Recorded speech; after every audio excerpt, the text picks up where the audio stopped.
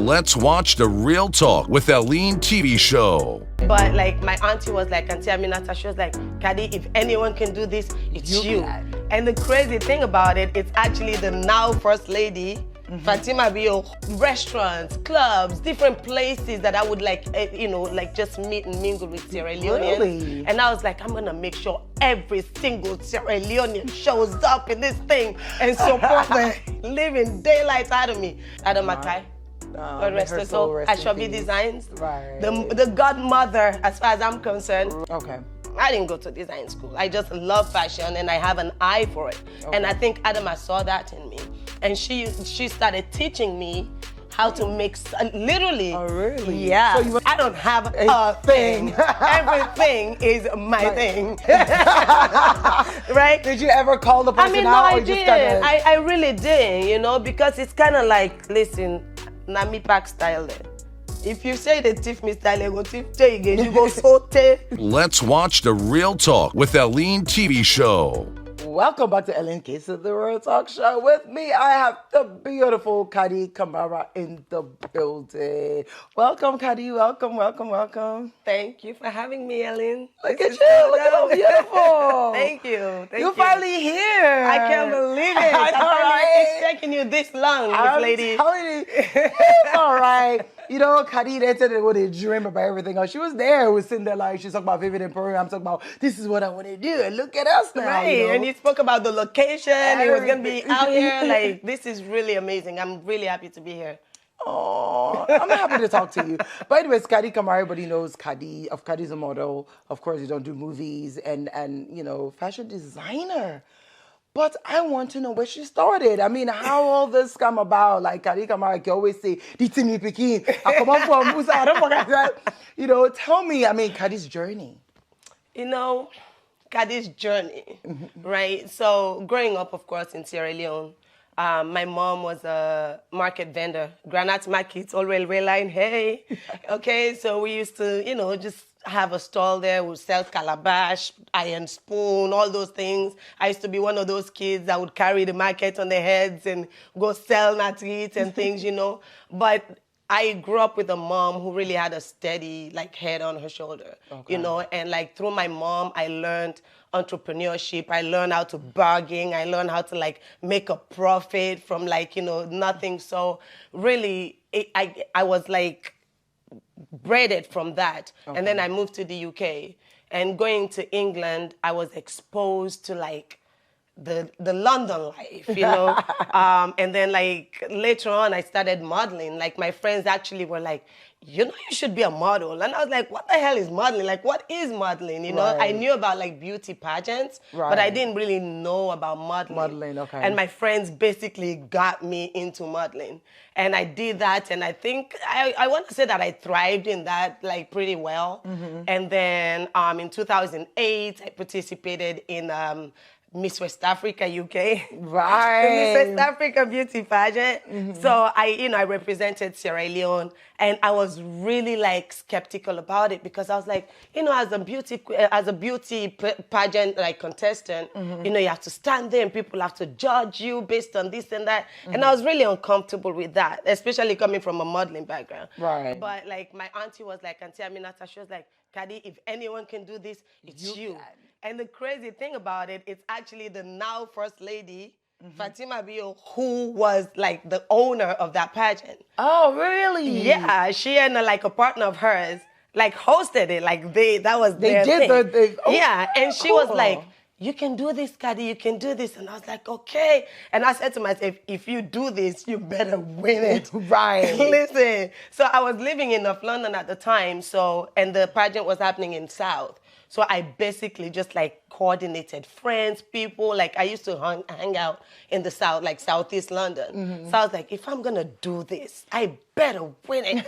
Because so, I went out to restaurants, clubs, different places that I would just meet and mingle with Sierra Leoneans. Really? And I was like, I'm gonna make sure every single Sierra Leonean shows up in this thing and support the living daylights out of me.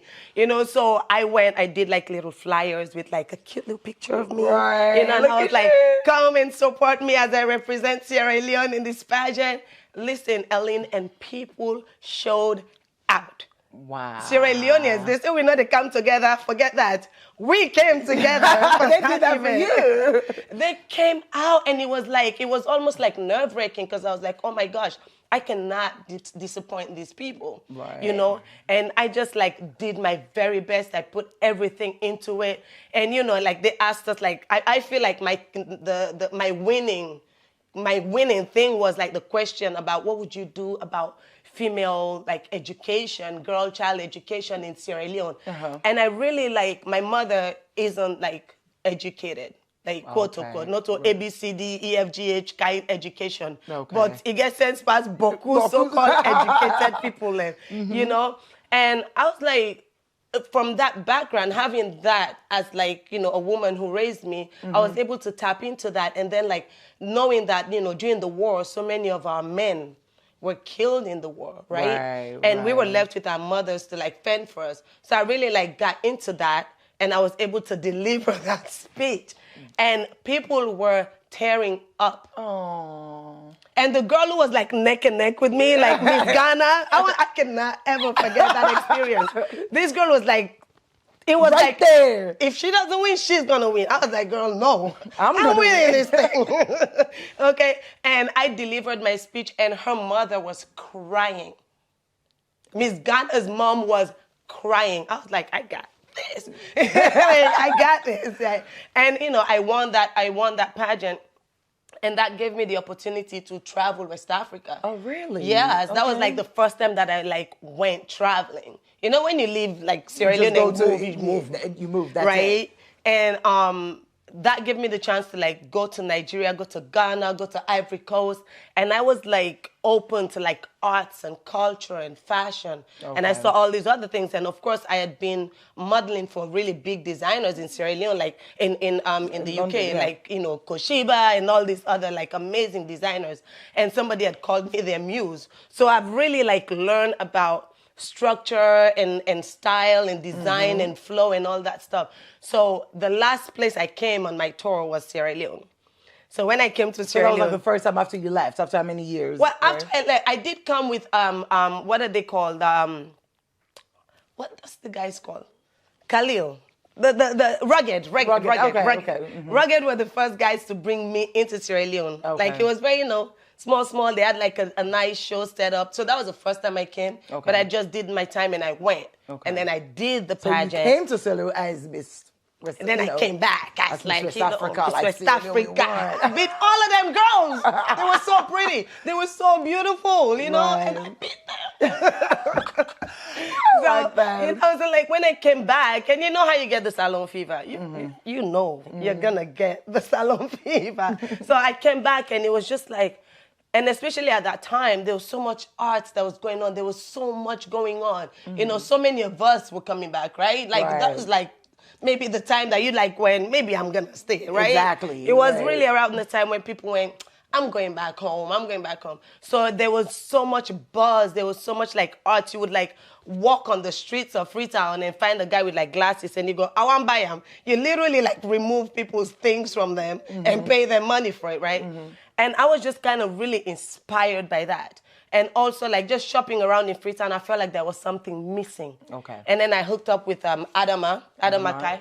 God rest her soul. Aschobi Designs. The godmother, as far as I'm concerned, for my generation. Oh, for yeah, me. Definitely. She really, really, you know, I mean, kicked up the fashion world. Absolutely. She just inspired me, and I just kind of hooked up with her. We're working, talking, and she was making all of my clothes at the time. And then I was like, I'm going to open a boutique, you know, and, you know, it was going to be like, not just like the African fashion. It was going to be things that I would bring from the UK, things that you would like run out of, and then don't know where to get another one. And then you have everything in your store. So right. that was the idea, basically. Exactly. That was the idea. Okay. And just like a little bit, just a couple of weeks, maybe a month or so before the opening, there was this Chambers of Commerce event that happens at the stadium, right? Right. So I met up with all these like Malian artists that have this jewelry and stuff.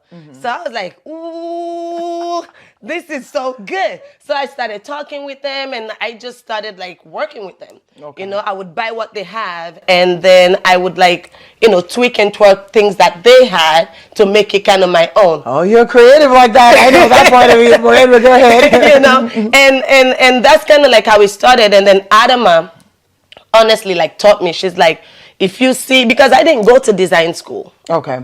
I didn't go to design school. I just love fashion and I have an eye for it. Okay. And I think Adama saw that in me. And she started teaching me how to make, literally. Oh, really? Yeah. So you were not just really just being a model, you know, modeling for her, but she was actually teaching you these things. Like, she was like teaching me these things. And a lot of people don't know this because, you know, you don't just go around saying these things, right? Okay. But she like started like teaching me, right? And then it came that she was going to Paris. She was moving. Aschobi, remember? Right, she was I remember that. She was leaving Sierra Leone. She was going to Paris. So what she did was she left her machines and her best tailors at the time with me. Yes. Now we get the full story. Now you get it. Right. I'm happy you know you brought that up because Yes. you know, for the people that don't know, it's more like, oh, she was with Adama, but now she's doing her thing. Like, you know. So now we get it. Adama taught me like most of everything that I know. Okay. Okay. And she left me with tailors. She said to them, "This is my sister." And of course, these are tailors that I knew from dressing for her. Right. And she said, "This is my sister. I want to take care of her like I want to take care of me." Oh. Right. And that's how I got Mohammed. Right. Who is now my brother-in-law. Right. So I had a really good start with somebody who was really, really good, really, really talented, right? So she kind of like shaped me and kind of showed me the way. And I tapped into my Granat Market time, tapped into my London days, you know. Everything. Exactly. And we just like started, like we opened in 2010. Okay. Right? 2010, I think it was Independence Day that we actually opened in Aberdeen. Right. And, you know, she was right there. Adama was in the shop for 3 days setting up that boutique in Aberdeen. 3 days. Just getting the place together, making it like teaching me. Right. You know? And we created Vivid Emporium. Right. And that's the thing. Vivid Emporium, right? Vivid Emporium. Vivid. So I knew I wanted it to be vivid. I knew I wanted like vivid, like the word vivid, because the idea was that I wanted it to be this like bigger than life, colorful, bright, and very bold kind of brand, right? But I was like, to be honest, I like Googled vivid, and it was like an adult like side situation. I was like, you cannot call my brand that, right? You don't want people mixing it up, like, okay. That can't work. It's an adult site. It can't work. So, and I was like, Adama, because really Adama was my mentor. I really respected her work so much that anything I wanted to do in Sierra Leone within like the fashion industry, the fashion idea, I would run it through her, really. So I was like, what am I going to call this brand? Like, and she was like, what do you want to do? Like, tell me what the idea is. I can imagine the way she speaks, like, oh, it's okay. I miss my sister so much. I know, right? You know, so she was like, what is it? And I was like, well, you know, I want it to be like, I want to have like this African jewelry, but I also want to have things that people run out of here and they struggle to get. And I want it to be this way and that way. And she's like, well, it sounds like you want an emporium, right? And I was like, Google, what's emporium? Right? And I was like, yeah, that's what I want. And she's like, so call it Vivid Emporium. And I was like, ooh, that rings nice. Yeah. And that was it. And I was like, I like that. You know, and we started playing around with logos and colors and this and that. And we ended up with the purple and gold, and it's amazing. Vivid Emporium is actually pretty dope. Yes. That's why you're here. Not because you're my friend, this is but really because how we like. You're doing amazing, you know, and because I know, like you said, where you started and everything else. And I'm like, you know, we keep pushing regardless of everything that's going on all the challenges, and just so much has happened in the fashion industry. But Kadie is just Kadie. Kadie's like, I'm going to do this and everything else. And I notice, now you kind of have your own style that kind of sets apart from different people where they see they know it's Vivid. So we're going to talk about that because I want to know what sets your brand apart from other brands and everything else. Don't go anywhere because I'll be right back after this commercial break. Let's watch The Real Talk with Leonean TV show.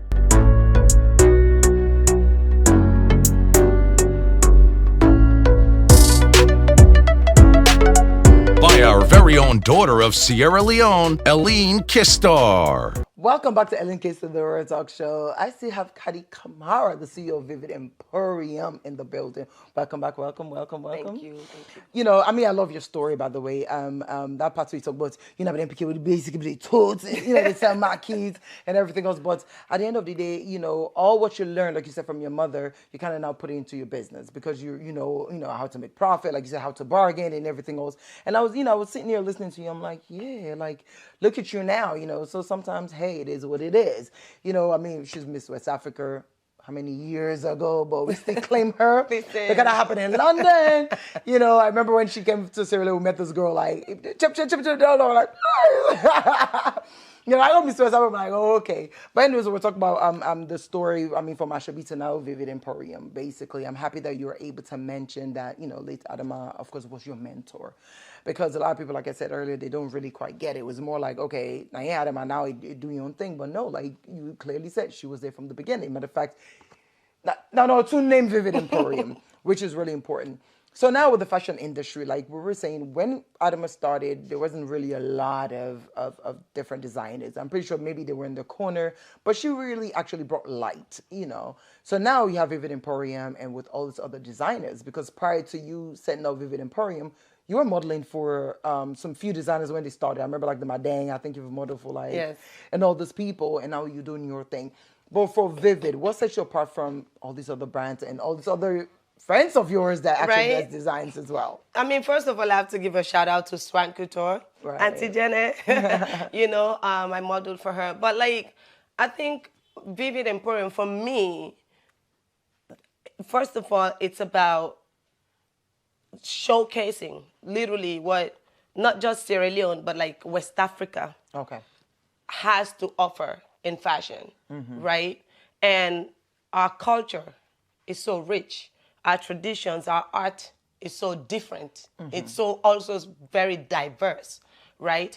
And I really wanted to have a brand that represented Sierra Leone very strongly, but also that was aware of its West African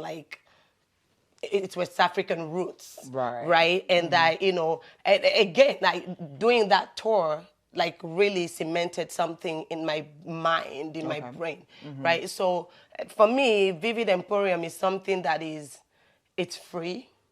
It's a lot like my personality. It's very bold. It's almost in your face, but we're kind of subtle about it, right? Right. I get it. Crazy meets smile, and classy meets crazy. Yeah, exactly. And it's classy. It's very elegant. It's it's bold. It's vibrant. The colors are beautiful. Even if it's black and white, it's still going to stand out. And I think that for me, just my travels, my experiences, everything, being in the market, dealing with these market women, my mom and her friends, and my grandmother, and her kula pie and all those things have really shaped me. And of course, has shaped this brand, And sometimes you can feel like, what is she doing? Right. You can't box Vivid Emporium. You can't box me personally. Right. You can't box Vivid Emporium because we can go from another designer goes, oh, I really love your jege things because I went through my jege phase and I did this amazing collection with the cowrie shells, and she's like, I feel like that's really more your thing, and I was like, girl, listen. I don't have a thing. Everything is my thing. You know what I mean? I'm a Sierra Leonean. We're rich in so much. We're complex at the same time. Right. We're not we're not simple people, you know? And that, like, my brand is represented by all, like, these different things. These different things, these complexities. You know what I mean? Like, I can wake up tomorrow and be like, all right, well, now I want to begin work with raffia. People been doing raffia forever. But if I go and say tomorrow, I'm messing around with raffia, that's what we're doing. Okay. And it's going to be bold, it's going to be beautiful, it's going to stand out, and it's going to be in your face, but like, you know. Right. And you mentioned about just getting up in the morning, because that was going to be the next question, like what inspires you to do all these different styles? Because we see it, we know. Right. If it's in a baggy pants big this way, if not, you know, whatever it is, if not swimsuits, you know, different things. Like you really cannot box Vivid. Really, because every day, social media, I see something different. But they're cute, I must say, they're cute. You know, but what really inspires you? Like you said, you really just wake up and say, "I just get to do." Tomorrow I rest bag. Next tomorrow I plastic, right? Or you know, some things, or something you really think about, or you know, things like that. I mean, like I have to be honest. One of the things I was saying to somebody yesterday, some of the classic Vivid Emporium pieces have come from urgency. Really? Yes. Urgency. You can see there are some pieces like this. It's very simple. It doesn't take long to make, right? But it's gonna be vivid. You're gonna be vivified in this piece, right? Sometimes it's from urgency. Like back in the day when we used to like go out a lot, dinners and all these things, I always had tailors at the house. Right. I had like 4, 5, 6 tailors with me. Right. And I'm like, I like this fabric. Mohammed, come, you know? And I'm like, so do this and then cut on this way, make a so no more. And that's how we created the Vivid rope dress. Because my behind had to go out and I didn't have anything to wear. And you just want something quick, you didn't have anything to wear. Right? Oh. And then I started playing with it. And then it became the Vivid rope top. It became all like these different things. And now I see people doing it. And it's like, that's cute. So a lot of it is just urgency. A lot of it. I'm not going to lie. That's really what it is. A lot of it is like urgency. Like this dress, I had made this fabric. I knew I wanted to like, this is of course Sierra Leone Batic. I call it Sierra Leone Batic because there's a lot of like batik from Indonesia, from Nigeria, from Ghana. But this is really Sierra Leone Batic. It's kind of like folk tale, kind of like cartoony, you know, and it's like drawings of actual like things. Whereas other countries, their batik is like more abstract, zigzag, So we have this in Sierra Leone, this or you is created? No, I have an artist, right, who is just mind-blowing. He's amazing. And this is like his kind of style. But then I bring myself into it. Okay. Because for me, first of all, another thing that inspires me is the artist. Okay. It's the people that I work with. Like, I know Mohammed's style, and I know Salifu's style, and I know this other tailor style. I know Rashid's style. So based on the tailor where they work with, they inspire which will they make. Because there's some things I'm like, I'm not gonna like mess with this one. Let's do this one. Let's work. You know what I mean? Right. So urgency, the artist, and of course with something like this, there's so many people involved in this piece, right? The batik artist himself, the tailor himself. I'm very much involved because I was like, I want a black and white collection. Okay. Right. And so they were able to just put it together and do all this design. Yes, but I told him I want to deal with like the women in the village, the dancers. They're at the village and they dance, they do their thing, they're free, they're having a good time. So that's what this depicts, right? This fabric, right? And then I was like, oh, I have to go to Eileen's show. I need a dress. I said it. I swear, right now, I'm sorry. If he asked my crew why she was late, I said, Kadie Wasabi. Now, close to my boots together. I know you too, and I swear, when we're done, ask my crew. I swear, I just know you too well. I saw Samia. I said, you. But anyways, I think this is really beautiful. Thank you. She was supposed to hook me up with my dress, but either way, we're matching, because Hey. So I cannot say black and white today. I just wear black anyway. See? You Because can't my go dress wrong. didn't come on time. However, I'll be rocking my Vivid Emporium. Listen, you know we got you. Come I on, know, you I know we know, I got know. you. Be calling But me out anyway. like that. All right, I'm going to go on a break, but of course, Kadie's still here, and we're going to really talk about, some of the challenges she has faced, and, like I said, what's the next big thing for her in Vivid and everything else that she's doing. Don't go anywhere, because I'll be right back after this commercial break. Let's watch the Real Talk with Eileen TV show.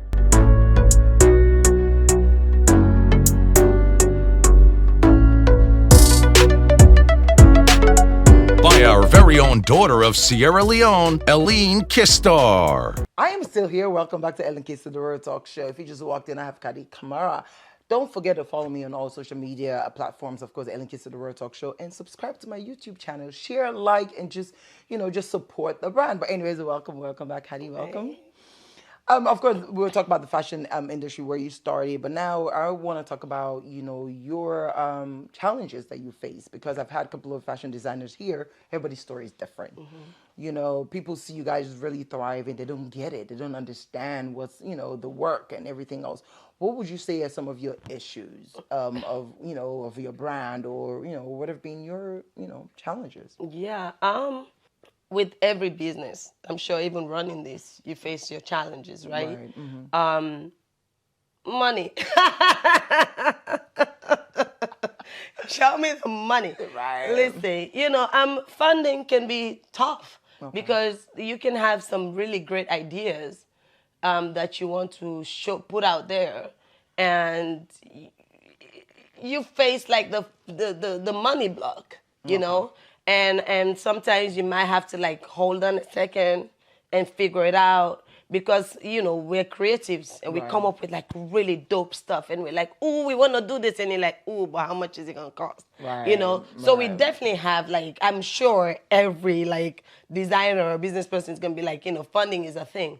And I think like being in Sierra Leone, we are still a very small country in the context of like the fashion world. Being able to sell online, people go, online is where it's at. Online is where it's at. Yes, it's where it's at. That's where people are gonna see you. That's where you're gonna. But like when it comes down to like, you see this dress on my thingy, on my website, on my social, you want it, and you live in the United States, right? Getting it to you now. That's what the problem is. Becomes a problem, because this dress might be, just for talk's sake, $60. It ain't $60. This dress is $60, right? And you see it, you like it. First of all, we have to now package this dress, go to Salon Postal Office or go to DHL or whatever, go weigh them first, know how much it is going to actually cost to ship it. Most likely it's going to cost more than $60. To ship it. Most likely it's going to cost about $100.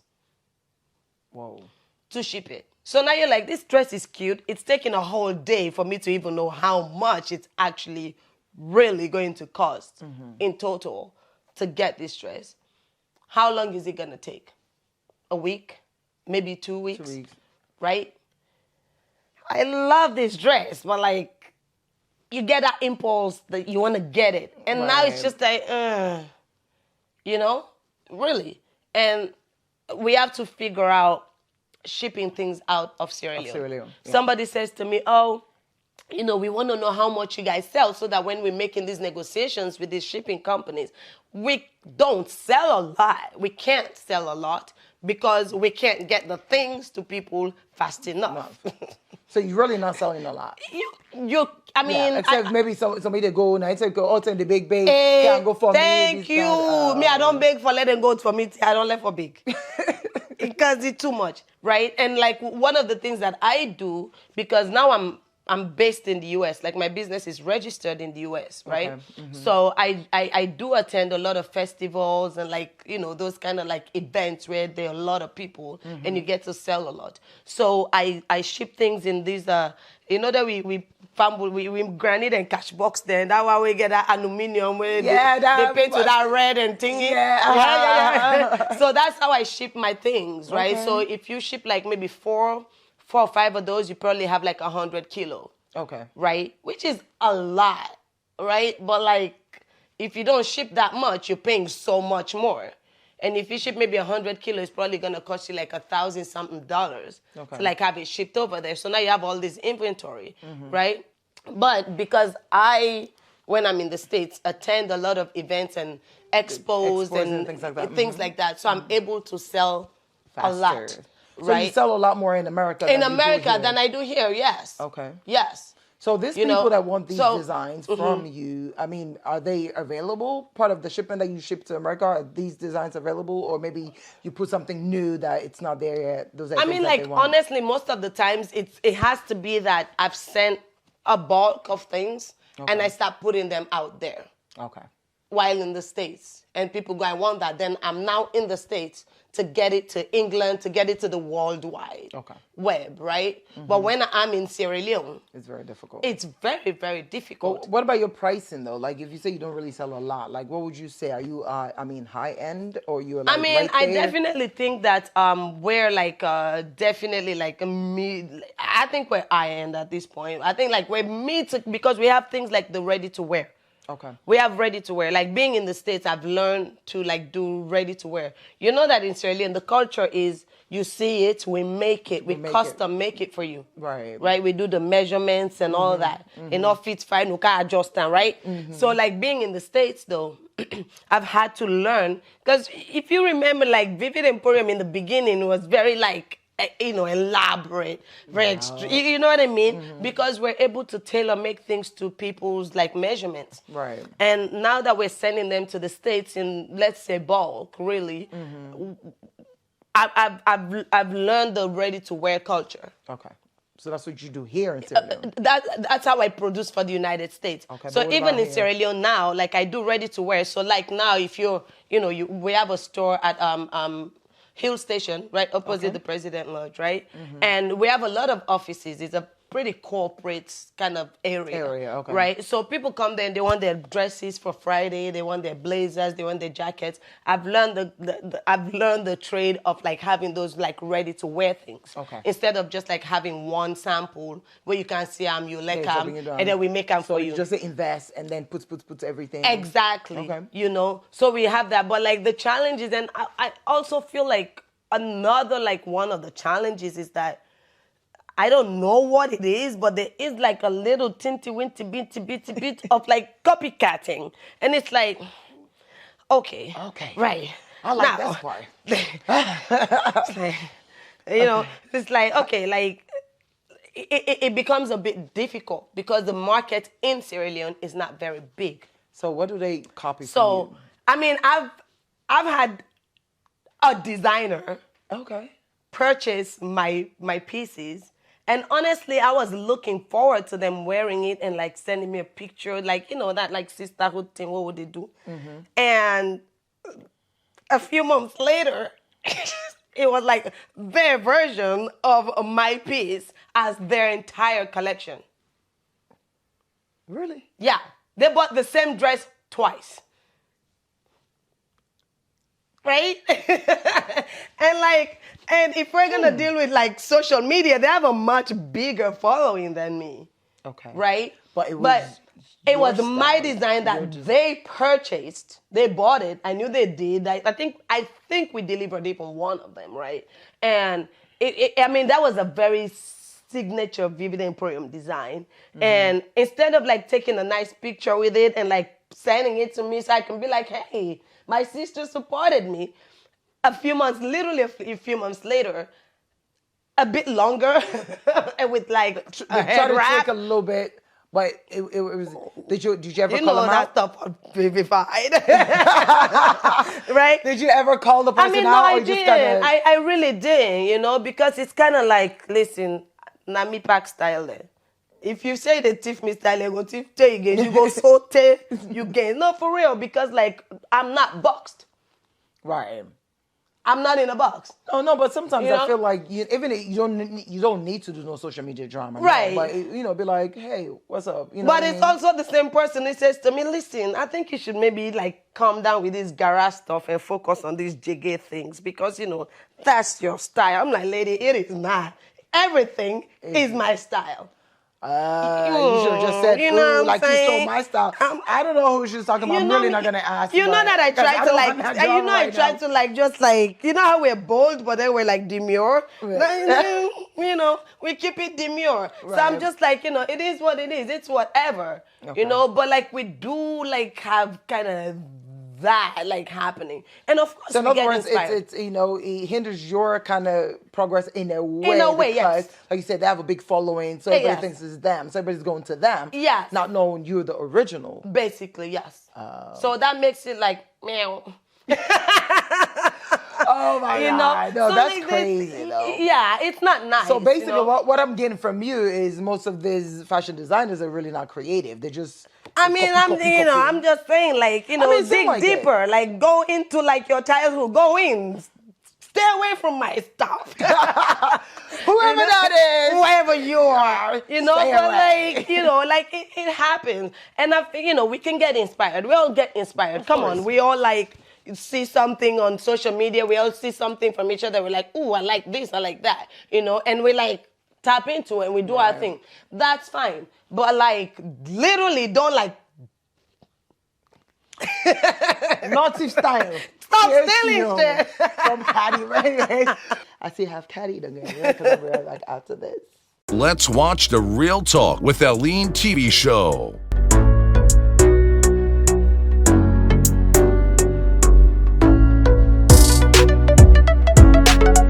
By our very own daughter of Sierra Leone, Leonean Kistar. We're almost at the end of the show. Welcome back to Ellen Case of the Real Talk Show. If you just walked in, I have Kadie Kamara, the CEO of Vivid Emporium, in the building. Welcome back. Welcome back. Thank you. It's been fun. It's been great. You know, with Kadie, of course, you're not just here because of I know you personally. It's more about what I see, you know, on social media. I follow you, and I know, you know, I mean, when you started this, you know, and you're thriving. Not only about just your sense of fashion, but I know back in Bure, like you actually had, you know, ladies, women that you were teaching how to do these things like batik, like you mentioned earlier about your style and everything else. How's that going? Are you still doing it, or just a group of women and then you kind of just left them do their thing? So I've had property at Bure since 2010. Okay. And a few years ago, I started actually like living there. I moved there. I wanted to like, you know, get familiar really. You know how you buy property and like you just go and come and this. So from living there, I realized that I like solving problems, especially like community-based like issues. You know how it is. You know, you kind of say, but like help this speaking, like help this. So from spending time there, dealing with the head man at the time, Mr. Prince, and just kind of getting really into like the community, I realized that the young ladies didn't really have much going on. Okay. Right? Like the young men would like then go get like 10-acre land for brush. Right? And they get money from that. Right. They will do their messing at work. They will do their carpentry work and things like that. But literally the girls, of course, some of them, you know, sell fishball, akara for their parents, up and down, you know, pass all day. And that's one of the ways that they get pregnant at like 13, right? So, and I noticed that. And also, like, when I moved there, I you know, fashion is one thing that everyone kind of knows us for. Okay. But, you know, we do furniture, we do, like, art and, you know, different things. So I would invite the community to come to the compound and just kind of hang out. And the headman was like, Kadie, whatever it is you're doing here, I love it. Like, everything, I like it. I want to learn. Like, we do purses and things, just different kinds of things. And seeing what was lacking, the girls didn't have much to do. Okay. They didn't have anything to do. Really, to be honest, right? And he was like, I like this. I want you to somehow bring this in my community. So I really started thinking about it. I was like, okay, I know what I'm going to do. We're going to teach these girls how to make some money. I like that. Right? That's really like, that was like the end goal. Like, let's teach them how to like make some money somehow, learn a skill and make some money. And so I went back to the States and the pandemic happened. Okay. And I had Bure heavily on my mind. And I was like, we're going to do a thing called the Batic Art Project. because I am a sucker for batik. Like, I love batik, maybe too much. I really love it, right? I was like, we're gonna do the batik art project where we teach these young ladies. I was really conflicted, like, should we involve the guys? But I was like, no, let's create like a safe space for the women. For the women. Okay. So we had them registered for free. You know, we had like the Edman, all these people from the community come and like really let us know that we're ready for this. Please, we need it. So Bure and Kent, they're not best friends, but they're like neighbors. So I was like, well, this is going to be a program for Bure and Kent. Okay. Right? We're going to bring the young ladies together and we're going to teach them how to do batik and gara tie-dyeing.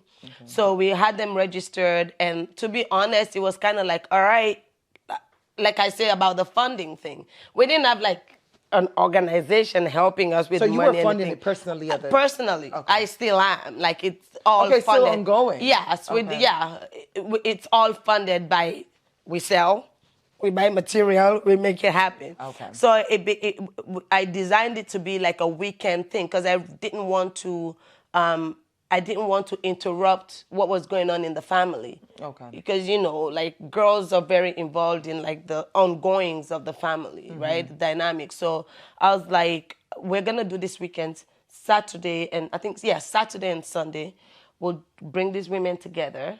And it was amazing. Like in the beginning, I'm in the States and trying to like coordinate this whole thing. And just enjoy the pandemic. Exactly. Like so slowly we like brought it together. In the beginning we had like, I don't know, 30-something girls. And then we ended up with 18.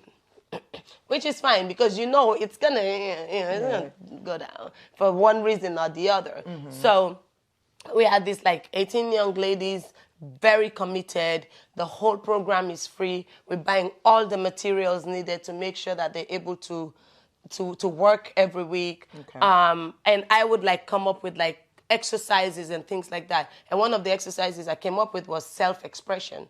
Because I went to creative writing school. It's very important that like you're left alone to like do whatever. So do your thing. They were able. So that's what you did with. Yeah. So like we had like the self-expression. I pin on that because that was one that they really liked a lot. Okay. You know, they learned the technical things. The batik guy will come and teach them. The tie-dye guy will come and teach them. And I was like, now let them be. Let them learn. Let them do what they're gonna do. And we had the most amazing pieces. Oh, nice. From that self-expression process program. And what the other thing I did to bring them together was they would cook for themselves. Okay. Right. So we provide chop money. Chop money. Then they go buy. Go to market. They have to decide who goes to the market. They have to decide who cooks. That's what I think. It's gonna help them. Exactly, come together. Because what brings us more together? When you have, we get pool nado or waiting. This not they talk to this, but they can't cook together. Okay. Right. So I kind of like, because I was aware of the dynamic between the Bure and Kent kind of situation. And you were able to kind of. So we brought them together, but it was also like a way for them to like get even more creative. To like discuss like the things with each other, to discuss the ideas with each other, So it's not just like bringing these people and teaching them to do these things. It's thinking about like the issues and problems that they have and figuring out a way to like have them collectively solve those issues themselves. That's nice. So we, the Batik Art Project became a thing that was like talked about like in the peninsula, really. Okay. And as it went on, more and more people wanted to like to come join. And so now, like, it's going on. Are you gonna keep going and going? Well, I want to keep going. Yeah, I hope to keep going. Funding gets. Hopefully, somebody's gonna come aboard. Somebody should come aboard. I mean, like later on. As the event, the program was thriving, was doing really well. We now have actual, I think, tie-dye artists and batik artists. Another one of our friends who had access. Another one of our friends who had access to funding, was like, ooh, let's go over to Bure and Kent, right, and do a tie-dye program over there. Right? So now they come in with all their funding and all their ways and their opportunities and stuff, and start doing this program with these girls. And it's kind of like it's a thing of choice where like you let people kind of just be, right, and do what it is that they want to do. We had done like 8 months of the program. It's not like people come in to say we have a 40-day program for can't teach these people these things and this and that. They're not learning anything. Okay. So yours was longer, and you paid attention to them, and you basically exactly and groom them and have them understand how that can be a business. Because it's not. So now, like, I mean, the long and short of it is that now I am proud to say that, you know, I planted a seed in the women in those communities, right? And they now like make their own. Like, for example, when the Budapest, you know, the Budapest when they came the first time, like the Batic art project, the girls really did like the T-shirts, right? So we did those. But when they came the second time, the community did it. Okay. So in other words, they're not just basically just there. They're actually doing things and they're thriving. Yes, they're thriving. They're thriving. I mean, it can definitely be more and better and bigger. But like, they're thriving now. They like know that, oh, but they are big. I get 200,000. I go find 2 yard la pala, make this by. They're making their little bags. They're making their little wall hangings. They're making their T-shirts and things. Well so, done. You know, it's about like building up the community and having them understand that like we can do so much better than like just sitting around and getting pregnant. Right. I mean that's a really, really good job. We need that, you know, in your own small way, like you say, like you don't fund them and you don't do anything there for these people. Hopefully, you know, people will come over and support you. To push that. But now, I mean, we're almost at the end of the show, but like, what's the next big thing for Vivid Emporium? I know your store you mentioned earlier, like it is station, right? Yes. Opposite the President Lodge. So, you know, you have a lot of ready to wear. So if you want to buy her stuff, whatever she's wearing, you can go there. But what's the next big thing? Are you going to do a show to showcase a new line, or... You know, with you, like you said, we can't box you. You can't so box just tell me, just make it, just let me know what the hell is going on with Kadie. I mean, I have to let your viewers know, right? So Vivid Emporium has expanded beyond a fashion line. Like we're hosting like artists now. Like we're like an art gallery now. Right? We're like in the big guns, you know? Like we're an art gallery now. And we have artists from Sierra Leone, from Nigeria, from Ghana, from Ivory Coast that are like having their paintings and sculptures and things like that housed with us. So we have most of that online. So right now, if you go on the Vivid Emporium website, you're going to see more of like the art stuff. So we have expanded to that. So definitely, if you have somewhere that you need furnished, that you're doing renovations, you want to make sure that your space is like nice and looking artsy and things. Reach out. Definitely reach out to us. And we're working at Bure right now on the resort. Don't want to put it out there too much, but we're working on the resort. And like, to be honest, I've kind of shied away from doing our own shows because like every year we used to do our shows. I'm definitely open to collaborating with other people. I'm definitely open to showcasing at other people's events. I love it. As long as it's supporting, you know, other events and being able to showcase my business, I definitely love it. But we're working on our own space, our little safe haven, you know. But definitely right now for fashion, you can just, you know, go up to our store, Vivid Emporium, which is at 21 Regent Road on Hill Station, next to Natcom and opposite the President Lodge. And you'll get a bunch of ready-to-wear stuff for your parties, weddings, whatever it is, you know, work. And also if you want, of course, your more custom make you still things. Do custom made we too. Still do custom make. Absolutely, we still do that. You know, that's where we get you real vivified. You know, but like, yeah. So I mean, we've expanded, and it's great. Okay, it's cool. great. Well, good luck, you know, to everything that you were doing. Of course, you know, they've expanded. As soon as just fashion, like we say, you know, box Kadie. Kadie always they do something for my Sabi Kadie for the over 10 years. Is it? 10 years. They, you know, like, I mean, and more, but that's Kadie, you know. I'm super, super proud of you. Thank you. I'm so proud of you, you know, the fact that you didn't really give up, like with everything that just happened. I mean, that's going on, the pandemic, the this, the that. But imagine during the pandemic, you're thinking about, what am I going to do with other people? You know what I mean? Money no day. Go get her. Like, you go close shop, you go, you come back, you open, and you're still here. Yes. Keep it going, keep it got going. to. Besides Vivid Emporium, who's your favorite fashion designer? Oh my gosh. Listen, I'm always gonna give it to Swank Couture. Okay. Just because Auntie Jenny. We love that you, woman. Jenny. You know, and really like her things are so like playful and colorful and just like fun, you know what I mean? And it's kind of like it taps into like the child in you, but like in a very elegant way, you know? So I love her. I love Pamusa. Pamusa started. Boy. That's my he started boy. right there. That's your boy. Pamusa started as my assistant, you know, Right. and now he's doing big things, and I absolutely adore what he does. Right. You know, it's so.